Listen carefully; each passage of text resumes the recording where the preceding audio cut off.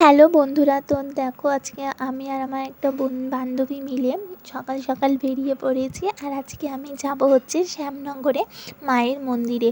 তো অনেক দিন ধরেই যাওয়ার কথা চলছিল, কিছু প্রবলেমের জন্য যাওয়া হচ্ছিল না, তাই একদম সকাল সকাল বেরিয়ে পড়েছি। আর দেখো তোমাদের সাথে কথা বলতে বলতে মায়ের মন্দিরে পৌঁছেও গেছি। তো এই দেখো মায়ের মন্দিরের বাইরে এখানে অনেক ডালার দোকান বসেছিল।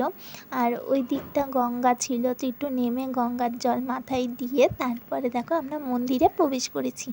আর এই দেখো মন্দিরে ঢুকতে না ঢুকতে কত সুন্দর মেলা বসেছে, একদম গেট থেকে শুরু করে একদম ওই পাশের গেট পর্যন্ত, মানে পুরো জায়গাটা জুড়ে মেলা দোকানপাট বসেছে, বেশ ভালোই লাগছে।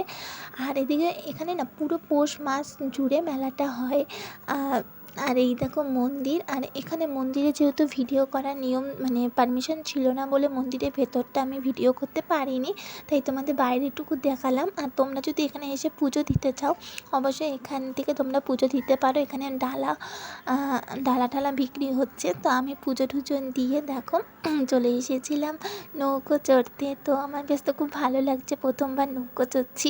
তো চলো